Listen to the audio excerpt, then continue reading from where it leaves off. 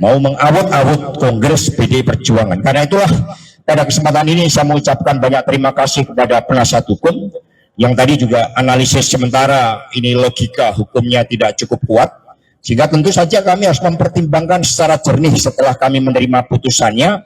Kemudian kami akan mempertimbangkan dengan cara yang seksama dan kemudian dengan fakta-fakta hukum untuk terus berjuang di dalam menggugat keadilan itu. Nah, kepada seluruh simpatisan anggota dan kader PDI Perjuangan, kami mengucapkan terima kasih. Sejak awal proses ini, ketika bulan Januari 2020 terjadi OTT, itu sudah ada motif politik. Saat itu headline-nya di salah satu majalah yang terkenal, operasi yang gagal. Karena mengapa gagal? Karena yang ditarget adalah saya. Jadi itu di dalam headline salah satu majalah nasional itu menulisnya operasi yang gagal. Karena itulah kepada simpatisan anggota dan kader PDI Perjuangan khususnya dari DPP, DPD, DPC dan seluruh anak ranting PAC hingga Repdem dan Satgas Partai, kami mengucapkan terima kasih atas dukungannya. Dengan putusan ini kepala saya tegak karena kita terus akan melawan berbagai ketidakadilan itu. Kita akan menggugat keadilan agar cita-cita keadilan sosial bagi seluruh rakyat Indonesia betul-betul dapat terwujud. Jadi maju tak gentar, kita tidak boleh menyerah, dan saya akan gunakan setiap waktu, setiap detik sebagai karunia Tuhan di dalam memperjuangkan keadilan bersama dengan seluruh komponen masyarakat yang lain.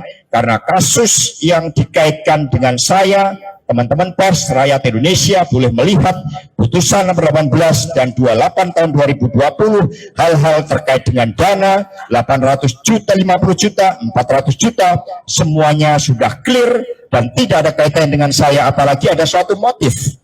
Buat apa? Keuntungan apa yang saya peroleh dengan memberikan suatu dana? Maka catatan di dalam persidangan ini, dalam pledoi kami bahwa Saiful Bahri saat itu juga mendapatkan intimidasi karena ketika dia diperiksa sebagai saksi dalam situasi dia tersandera oleh kasus-kasus akibat penggeledahan, ditemukan 2 senjata api di rumah mantan istrinya. Demikian diancam TPPU, tindak pidana pencucian uang. Saudara Hasyim Asyari juga diancam berkaitan dengan sewa private jet. Fakta-fakta itu ternyata tidak menjadi pertimbangan, namun tidak akan pernah lari dari setiap upaya untuk memperjuangkannya. Terima kasih, dan selanjutnya dari penasihat hukum kami persilakan.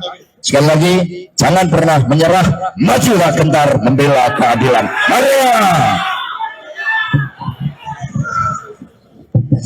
Oke ya, saudara-saudara sekalian, menyambung Mas Hasto, saya ingin menambah saja beberapa hal. Pertama, saya hanya ingin mengatakan bahwa saya punya mixed feeling. Kenapa saya katakan mixed feeling? Karena pada dakwaan pertama mengenai obstruction of justice, itu kita melihat legal reasoning, nalar hukum yang cukup bagus dari majelis hakim, dan saya mengapresiasi pertimbangan-pertimbangan hukum yang dibuat oleh majelis hakim sejauh mengenai obstruction of justice. Kenapa? Karena memang